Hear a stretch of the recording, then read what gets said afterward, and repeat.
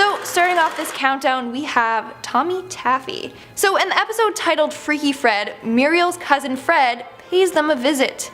However, this episode starts to take a dark turn when we learn that Fred has an obsession with shaving people's hair. Now, Fred bears some interesting resemblances to the creepypasta creature Tommy Taffy. So, Tommy Taffy is said to come into families' homes and terrorize them. You have to do as Tommy says or else you will face the consequences. Let's address the similarities. Both Tommy and Fred have golden hair, light eyes, and both have a huge smile. Both Tommy and Fred show up unexpectedly at people's houses and end up torturing the individuals for pleasure. So, people believe that Fred was based on the character Tommy Taffy, or that he in fact is a version of Tommy, or maybe even Tommy's brother. Either way, both those characters look terrifying with their wide smiles. Coming in at number 9, we have Hell. So this show is said to take place in the middle of nowhere. Shots of the Baggs' house show that they live completely isolated from the others in a desert-like environment. But yet they are still greeted by multiple paranormal monster-type creatures. Well, people theorize that this is because they are actually in a hell-type underworld. The theory continues by making connections to Greek mythology. Eustace resembles Hades, and Muriel resembles Persephone. Now, Courage is supposed to resemble Cerberus, the three-headed dog that guards the gate to the underworld. Although Courage isn't brave like Cerberus, he does protect his house from all sorts of things. He is also seen to shapeshift his head into other objects when he's trying to warn Muriel. Therefore, he technically does have multiple heads. In our 8th spot, we have the real-life villains. So there's no denying that this show has some pretty terrifying villains. What's even more terrifying is that people theorize that some of these villains symbolize real life people. For example, the character Fred is a sexual predator and the character Katz is a serial killer. Then you have the character The Perfectionist that teaches Courage how to be perfect and gets mad whenever he does something that's not perfect according to her standards. So she is said to suffer from OCD, where everything needs to be perfect. Then you have Eustace and Muriel, who are a couple in an abusive relationship. And lastly, you have the cruel veterinarian character. In the show, this character sent Courage's parents to space and he tries to do the same to Courage. He is said to resemble Sergei Korolev, a Russian rocket engineer who experimented by sending dogs into space. But then you have some funnier ones, like how King Ramses is a neighbor that Eustace borrowed something from and then he didn't give it back. So in the episode he keeps saying, "Return the slab," aka return my hedge trimmer, or whatever he borrowed. Moving on to number 7, we have the lost son theory. So this theory basically states that Eustace and Muriel once were parents to a little boy named Jensen. Now, Eustace was so happy to have a son since he wanted a little mini version of himself. However, when Jensen was 6 months old, a wild animal stole him from his crib. Turns out he was stolen by the Cajun fox, who needed a baby to add to his Cajun baby stew. The Cajun fox in this series is known to cook and eat humans.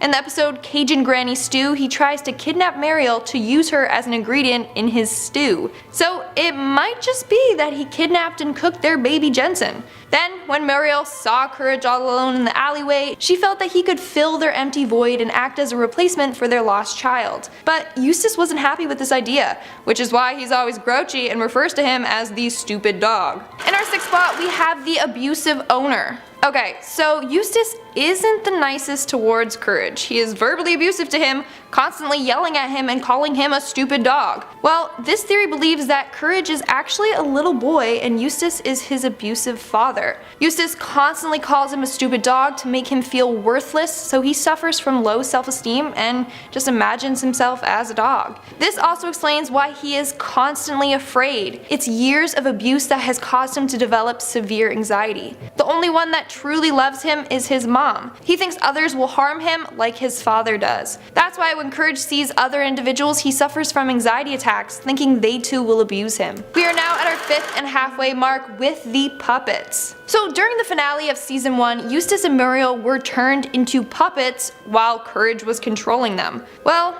People believe that for the following episodes, they remained in their puppet form and never turned back into humans. They theorize that Courage continued to act out his life with them. Everything that happened since that episode was all inside his head. He couldn't deal with the loss of his owners, so he pretends that they are still alive by puppeteering them. In our fourth spot, we have the Lost episode. Now, there are so many shows that people claim to have a lost episode, and Courage the Cowardly Dog is no stranger to this phenomena. So people have created a theory saying that there are multiple lost episodes out there that are much darker and gorier. Let me describe one of the episodes. So they claim that this episode starts with static before it eventually shows Courage wearing a mask while rocking in a chair. He then drags Eustace and Muriel to the basement and chains them to the wall. He begins to torture them while they beg and cry for him to stop. Then he ties ropes around their necks and strangles them to death. The episode ends with him back in the rocking chair just staring at the camera with a large grin on his face for 2 minutes straight. Creepy. Moving on to number 3, we have the theory that Courage is a real dog. So, dogs are said to be a man's best friend. They are typically very loyal and will protect their owners at any cost. Like, you hear stories of dogs getting lost and then traveling miles to find their way back home to their owner. So, what if that's kind of the case for Courage? He's just a regular dog that is trying to protect his owners from any threat. However, the threats he sees aren't real. Let me explain. So, Courage was abandoned as a puppy. That right there can leave any dog traumatized and scared of the world. As a result, he sees all other humans besides his owners as monsters. This explains why Muriel and Eustace aren't bothered by the monsters. In addition, in the opening sequence for every episode, Courage sees his shadow and imagines it as some scary monster. Then at the end of the opening, Eustace yells at him and says, "Stupid dog, you made me look bad." After he says that, his head morphs into a green monster. So this means that whenever someone is angry, he views them as a monster. Another instance is in the episode The Quilt Club. In this episode, Courage is afraid of the Stitch sisters, 2 conjoined sisters. But Muriel isn't. Well, that's because in reality, they are just twin sisters, and again, Courage regards them as monsters. So the whole show is from the dog's point of view, who is just so traumatized from his past that he imagines everything is scary and out to get him. In our second spot, we have the true story. Alright, if you weren't already creeped out, you will be now. Turns out that this show may be loosely based on a true story. So this show takes place in the middle of nowhere. Turns out there is a house in New Mexico that bears a striking resemblance to the house in the show. If that wasn't weird enough, the owners of the house were an elderly couple that claimed they witnessed strange occurrences while living there, such as paranormal activity, and they claim to have even seen a creature known as the Skinwalker. The freakiest part? The couple disappeared and only their dog was found at their house. So, could this be true? Did the Skin Taker or another monster kidnap the couple? Looks like we'll never know. Unless someone wants to go investigate, then good luck. Coming in at our number 1 spot, we have the real life killer. So this theory surrounds the idea that the entire show is based on the real life killer David Parker Ray. David was a kidnapper, murderer, and torturer. Now, David had 3 different tactics that he would use to get to his victims. So, number 1, he would have a sad story to gain sympathy from them, and then the victims would allow them to enter their house. Number 2, he would persuade them with money, and 3, he would cut the phone lines. All of these tactics are used by different villains in the show. The villain, the Storm Goddess, gained entry into the Bag's home by crying and saying she lost her precious dog. The zombie film director entered their home with promises of a large sum of money if they let them shoot at the house. And Le Quack was shown to cut off the cable antenna and then entered the home claiming he was a TV repairman. Now, if those resemblances weren't freaky enough, David was said to disguise himself as different individuals. Meaning, he would disguise himself as different villains, just like how there are multiple villains in the show. Starting off this countdown, we have the Illuminati. There's a conspiracy theory out there that Arthur has hidden Illuminati symbolism in their show. They are believed to try and recruit kids at a young age to join the Illuminati. For example, several characters' bedrooms appear to have a lot of triangular imagery. On top of that, the all-seeing eye can be seen hidden in the background in multiple locations. In fact, the character Prunella has a lot of Illuminati symbols in her home. On her sister's bookshelf, you can clearly see a pyramid statue with an all-seeing eye on it. Then in her room, right behind her bed, there is clearly a triangle with the all-seeing eye hanging on the wall. This has led fans to believe that Prunella's family, literally a family of rats, are part of something more sinister. Others believe that PBS is the one with a sinister agenda. In our 9th spot, we have the disguised human. So I don't know about you, but there's something odd about Buster's father. Like seriously, take a look at him. He looks far more different than all the other adult animal characters. Why? Well, it's said that he is actually a human in disguise as an animal. That's right. It honestly looks like he's a human that just threw on some bunny ears. Well, theory goes that Buster's dad, Bo, fell in love with a rabbit. They both wanted to be together, but it was frowned upon in their society. As a result, whenever Bo visits, he has to disguise himself as a rabbit. Don't believe me that Bo is a human? Well, there was a spin-off show starring Buster called Buster's Postcards. In this series, Buster travels with his dad and visits different countries. The catch being, Buster is in the human world. Everything is live action with real human people. The show is shot in a POV vlogger type style with Buster holding the camera. But we see that he's still an animal, aka his dad has taken him into the human world. Also, shout out to Buster for being the first vlogger out there. In our 8th spot, we have the oppression. Hate to break it to you all, but Arthur may just deal with more mature themes like racism and oppression. So in the show, you see that the main characters are mammals. But where are all the other non-mammals? Well, it's said that the non-mammals are an oppressed minority. As a result, they were shunned from the city where Arthur takes place. I mean, you barely see any ducks or crocodiles. Sometimes you see them in the background of the show, but notice how they're always blue-collar workers. In later seasons, they are hardly ever seen. Well, it's said that the Elwood city slowly gentrified. The non-mammals were oppressed and could no longer afford to live there. In our 7th spot, we have the dying breed. I'm sad to inform you, but Arthur and his family are a dying breed.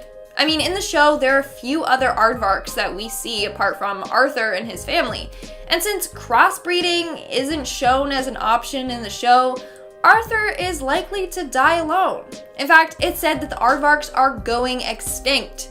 So after Arthur and all his family members die, that might just be the last of them. Moving on at number 6, we have the coma. Now, I know for almost every show, there's a theory that the main character is in a coma and is imagining all the events that the audience sees. But this theory is much darker than the typical coma theory. The theory goes that Arthur Reed was actually a real-life human boy.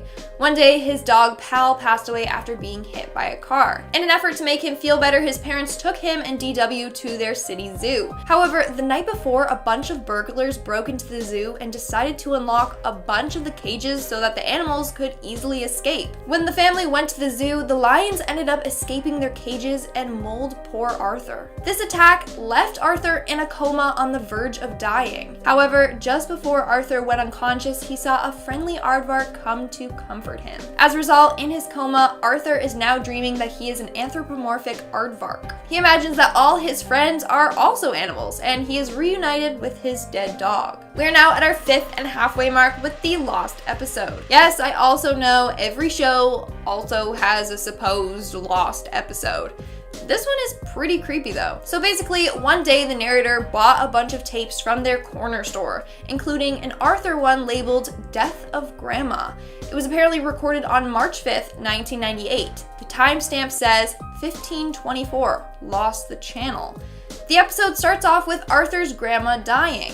The whole scene was disturbing with loops of characters crying. Then eventually Arthur is at her funeral. However, when the casket opens, it was his mom and not his grandma. Suddenly her eyes shoot open and they are all black, her teeth are yellow, and her skin is heavily wrinkled. All you could hear was DW laughing evilly in the background. The next part of the episode was titled The Recovery, and basically it showed Arthur stabbing DW, abusing his dog, and beating the life out of Kate. Sadly, the supposed tape got destroyed after trying to rewind it, so this episode only exists in memories. Making our way down the list at number 4, we have the Master Manipulator. Any guesses to who I'm referring to here? If you guessed DW, then you are correct. DW is shown to be a little evil, unsympathetic girl who often gets in fights with Arthur, but no matter what, she always comes out on top. Why is this? Well, this theory states that DW has control over the entire show. As a result, she can ensure that the outcome always plays out in her favor. She uses this to make her seem like the victim and that Arthur is the real villain. Her goal is to just pin everything against Arthur and make his life a living nightmare. Moving on to number 3, we have the ghost child. So in the show, DW is shown to have an imaginary friend that she calls Nadine. It's quite odd that out of all the characters in the show, DW is the only one to have an imaginary friend. Well, theory states that Nadine isn't an imaginary friend. She is in fact a ghost of a child who passed away. How? Well, it's said that Arthur was somehow responsible for her death. Nadine is then haunting his family as a way to get back at Arthur, but only DW can see her. And in fact, they get along quite well since they both have a vendetta against Arthur. So now they are best friends who are plotting to get revenge on Arthur. In our second spot, we have the mutated species. This theory states that long ago, the Earth was destroyed after nuclear testing and experiments with biotechnology went wrong. As a result, the entire human race was wiped out. But some animals managed to survive. However, exposure to toxins and radiation caused them to mutate and over the years evolve into human-like animals, which are the species we see on Arthur. From there, they rebuilt civilization and created a society of their own. And in our number 1 spot, we have the aliens. This next theory states that the entire Arthur show is being acted out by aliens. Yes, aliens. Now, what has led people to believe this? Well, let's take a look at the episode titled The Boy Who Cried Comet. In this episode, Buster is trying to convince others that aliens exist. But the episode ends on a really weird note. In one of the final scenes, Buster and Brain are discussing alien life. That's when Brain points up and says, maybe there is life up there. Then the camera pans upwards to the ceiling, which is revealed to be the ceiling of a film set. The director then yells cut and an entire crew of aliens is revealed. That's not all. Then all the characters, including Arthur and Buster, remove their heads, and it's revealed that they were aliens all along.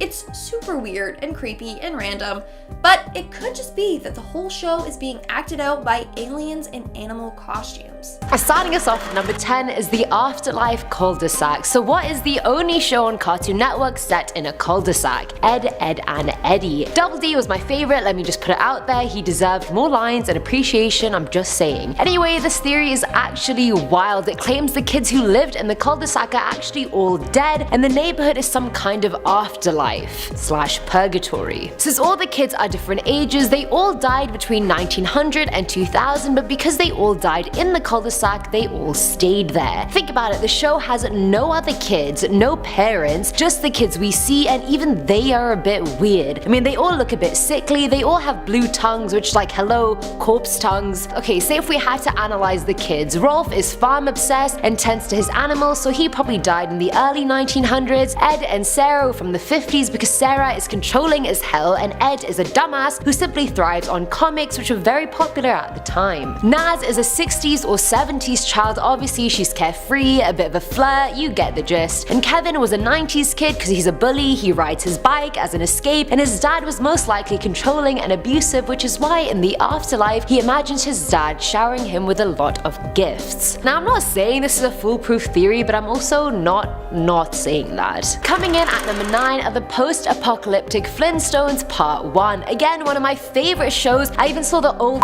live action remake and loved it. Have yet to go as Betty for Halloween, but soon come, I promise. Anyway, based off the show, you'd assume Bedrock was situated in the Stone Age. I mean, why wouldn't you? They're called the Flintstones, they live in Bedrock, this is basically Stone Age propaganda. Either way, this theory claims they actually live in a post-apocalyptic society. Now think about it, the show is basically based on the modern Forbidden West. They reference technology, religion, culture all the time. Stone Age people didn't have any of that. The theory goes on to say after many nuclear disasters, the entirety of Western civilization collapsed, and so the generations after them recovered just enough to create a society based on what they remembered. At number 8, we have the Postapocalyptic Flintstones Part 2. I love when the theories are so juicy they need a part 2. I'm just sat there like, yes girl, yes! Anyways, the sub-theory features the crossover we all died for. The Jetsons meet the Flintstones. I wanted to be in the Jetsons so bad. When I watched it when I was younger, I literally thought by now, like by 2019, we'd be living in a world like that, yet we still even have like flying cars or houses. This is shocking. Well, I've been fed lies. This is a betrayal. Either way, moving swiftly on before I get further triggered. The theory goes on to say the Flintstones and the Jetsons actually lived in the same world at the same time. In this post-apocalyptic society they live in, we became so divided that one group live in a super advanced society, whereas another group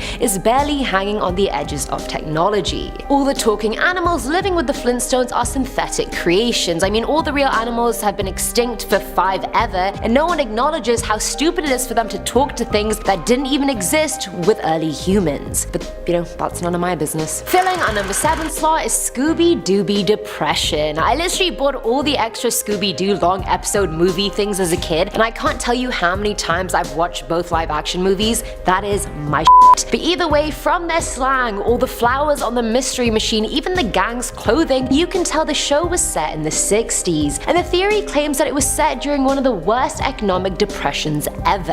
And if you think about it long enough, it actually makes a lot of sense. I mean, in the show, everything is either falling apart or abandoned. Hotels are empty, theme parks are ruined, every villain they catch is actually someone who would normally be respected, you know, like a teacher or a scientist or a historian, but they've just fallen on hard times and have just turned to petty crime in this dark period of life. And no, I definitely didn't forget about the gang. You'd think they were just hippies out looking for adventure, but really they're like in their late teens, early 20s, not interested in getting proper jobs. They move around all the time because there are no jobs available no matter where they go. They wear the same clothes every day. Do they shower? No one really knows for sure. Do they pay for petrol? I don't know. In conclusion, they're unemployed hobos that accept petrol and food for helping those around them. Knife in my heart, dagger in my chest. Now at number 6 is the Rugrats Affair. Now this was a cute show, I'm not gonna lie. It wasn't my favorite because I thought I was just too grown up for that baby stuff, but it did the job.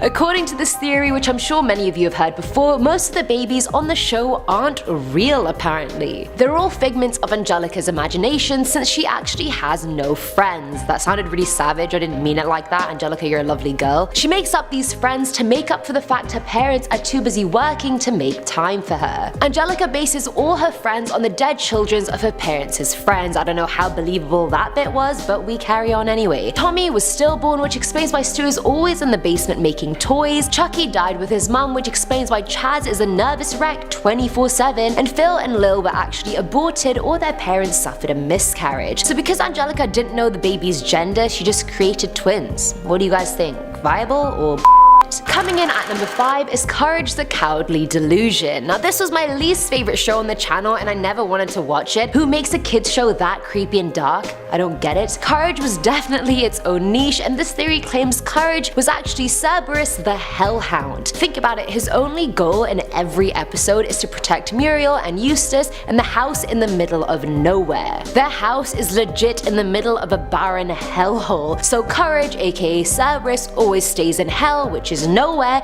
to protect mankind, aka Muriel, from the underworld, which is characterized by all the villains he meets. LeQuack representing greed, Cats representing hate, and etc. And if you're wondering where that leaves Eustace, he's Hades and he rules over and hates everything in hell. And honestly, I can totally see this theory being true. You guys, I wouldn't even bat an eyelid, I wouldn't even be surprised. At number 4 is Inspector Gadget versus Inspector Gadget. I only remember watching this show while having breakfast and getting ready for primary school in the morning. Like, I don't recall it ever being on in the evening. Is that just me? Let me know. Either way, Inspector Gadget was always up against his arch nemesis, Dr. Claw, but we never got to see his face. It's like Miss Bellum in the Powerpuff Girls, like that fat. I know she's gonna be hot, just show me her. Sorry, got sidetracked, but you know, when she's slim thick, she's slim thick, you know? Either way, this theory claims there's a very specific reason we never get to see Dr. Claus, because he is the original Inspector Gadget. Gasp. The original Inspector Gadget was actually a cop who died on the job, but he was the police force's best guy and they couldn't bear to part with him. So they built a robot that acted and looked exactly like him, but there was one problem. The guy never actually died, he survived, and when he saw that he was replaced with a robot, he became bitter and turned into the notorious Dr. Claus. I mean, it explains why they're never in the same place at the same time, so you never know. Filling our number 3 slot is Samurai Utonium. I can proudly say I think I've seen nearly all the Powerpuff Girls episodes, and thankfully I tried to avoid Samurai Jack as much as possible, but I heard they rebooted it a few years ago, hope that's good. But can we just acknowledge the fact that Jack is literally Professor Utonium but with a man bun and a katana? Like, this theory claims that Jack and Professor Utonium are the same person, and that during his final showdown with Aku, Jack and him are launched into a time portal that Aku himself created. By using all his dark power, Aku gets turned into a liquid version of himself, which translates to Chemical X in a new world and time period that Jack, aka Professor Utonium, now lives in. Jack/Utonium dedicates his life to studying Chemical X and eventually makes good use of Aku by creating the girls. So he was evil, but the girls combat that, so it just really comes full circle, doesn't it? Now at number 2 is Foster's Home for Imaginary Blank Part 1. I absolutely loved Foster's Home for Imaginary Friends. It was so cute and funny and refreshing, and all the little imaginary friends were just little gems. Either way, the premise of the show is that kids have imaginary friends that everyone can see, and we all just kind of coexist. When kids outgrow their imaginary friends, they give them to Foster's Home, created by Madam Foster. It gives the imaginary friends shelter and the option to get adopted by new kids. Now, Madam Foster runs the house with her granddaughter Frankie and her own imaginary friend Mr. Harriman. This theory argues that Madam Foster isn't real. She died due to old age, and Frankie was heartbroken and just couldn't get over the loss. So she probably imagined Madam Foster so no one would find out at the home because she was so dearly loved. I mean, this honestly explains why Madam Foster is always so childlike and energetic despite being ancient. It also ties in with why Frankie just can't move on from her life at Foster's because the home is actually hers. Finally, at number 1 is Foster's Home for Imaginary Blank Part 2. The juiciness of the theory continues, but the twist here is that Frankie is actually the imaginary friend, not Madam Foster. The other side of this theory argues Frankie is just a younger version of Madam Foster. They're even wearing the same thing. Madam Foster imagined up Frankie because if it was up to her, she would have been a lot younger when managing the home, but she's just too old for it now. Think about it, Frankie never has imaginary friends of her own, she doesn't even want one. She acts human, but she's most likely not. And it also explains why she's so happy staying at the home looking after everyone instead of going to college or something, for example. Both are completely plausible. Who do you think is imaginary, Madam Foster or Frankie? Coming in at number 10, we have the Brenda Theory. There is a theory out there that says that actually the Powerpuff Girls are all in the brain of one psychotic child with a personality disorder. Now apparently this stems from a traumatizing upbringing involving abuse and bullying. The theory says that the girls all show 3 character traits imagined by Brenda in order to help her cope. I'm reading from the fan-made Brenda Theory here. Blossom represents the girl that Brenda wanted to be. Brenda wanted to be mature and level-headed, a young girl that had an ego to boot. Bubbles represents her soft and bubbly side. She also symbolizes the innocence and submissiveness that Brenda had possessed in reality. On a few rare occasions, however, a bit of Brenda's aggressive nature would be manifested in Bubbles, and as a result, Bubbles is often shown as being rather feisty in the main series. Buttercup is Brenda's aggressive side. Buttercup was created from Brenda's thoughts of retaliating against her older brother, and Buttercup ultimately represents her dissatisfaction with her life. However, despite Buttercup representing her violent side, she's still shown as having hidden depths to her character. These depths, however, are most reserved for Bubbles' persona, as mentioned above. There we go. The theory continues by saying that Brenda dreams up a fictitious town and monsters in order to help her cope with her abusers, imagining herself taking them down. Who's Brenda? Coming in at number 9, one of the writers had a crush on underage girls. This is actually a bit inflammatory and it's a bit of a horrifying theory. It was circulated on the internet a couple of years ago and it seemed to suggest that the character Jared Shapiro was actually shaped on show writer Jake Goldman, who's a grown adult man, making a lot of people feel very uncomfortable. So here's how the whole wild theory was shaped. The character of Jared is a love interest to Blossom, but he appears oddly shirtless at one point with bulging muscles. Again, very strange. Now the character is actually voiced by Goldman, and some people were saying that the character was made to represent him, which is a bit weird and awkward because of the whole underage girl lushing on him thing. Just as this nasty theory was gaining traction, another writer from the Cartoon Network actually jumped in to defend him and said that there was no sinister intentions here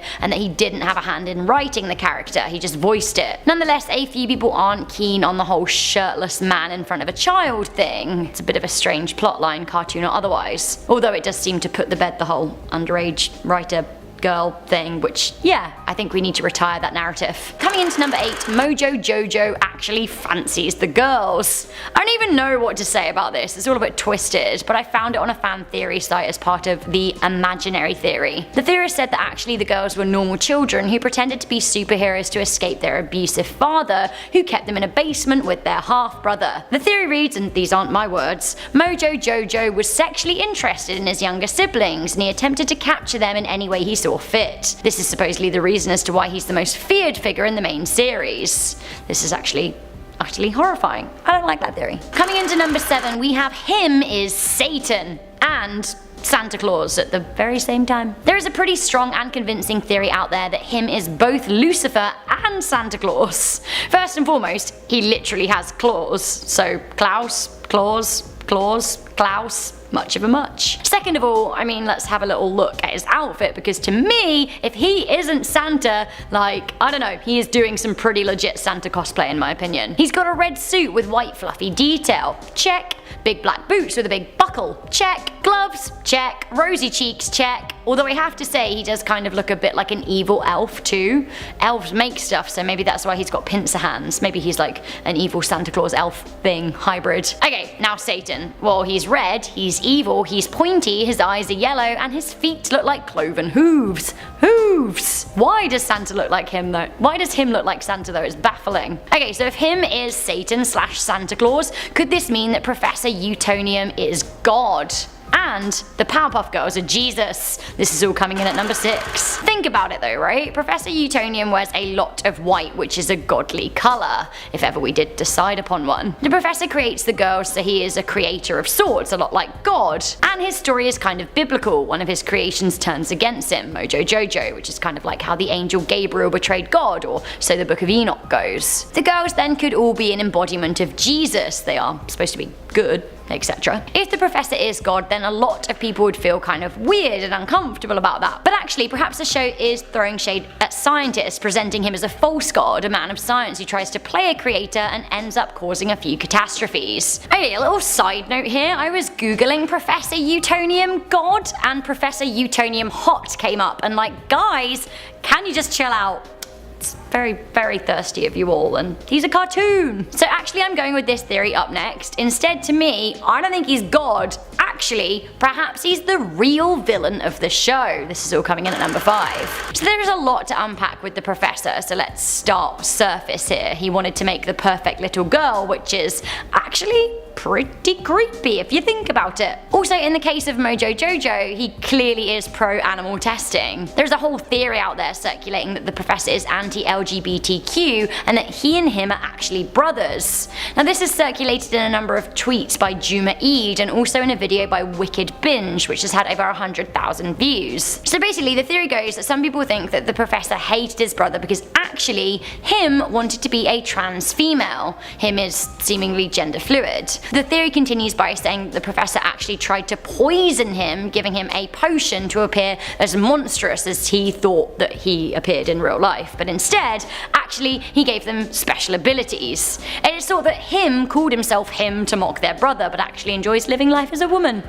I don't know. I'm not saying I agree with any of this, but these are the theories. Now, the next one is kind of similar. People are convinced that as a show, Powerpuff Girls is anti-LGBTQ. This is all coming into number 4. A lot of people aren't happy with the way that him is presented as a crossdresser and sometimes has trans characteristics, but then is painted as a villain. Him is is flamboyant, wears thigh-high boots, and when Buttercup dresses as him, she puts on lipstick and a feather boa. Feature a trans character, sure, but why is he portrayed as evil? Is it demonizing trans people? Adding to this strange theory, in 2016 the Powerpuff reboot had a trans horse that wanted to be a unicorn. Now in the episode, Buttercup encounters Donnie, a talking horse who runs around with a fake horn on his head. He says, "I may not have a horn, but I do have a heart, and in that heart I know I'm a beautiful unicorn." Touching words. He then undergoes a transmorphing potion, but ends up as a monster. Now executive producers said that this episode was about positive identity, but many people were confused by the anti-surgery message. Coming into number 3, the Powerpuff Girls are all high. This actually doesn't seem like too much of a stretch because look, they do look super high. I mean, look at the size of their eyes. Especially look at Blossom's eyes. Like, have you ever seen higher eyes in your life? No, you haven't. The girls are addicted to candy, which could be a thinly veiled reference to actual drugs. They're also very cheery, and the world around them that they live in is absolutely nuts. Maybe it's all just one big trip. Coming into number 2, it is a prequel to 28 Days Later. What?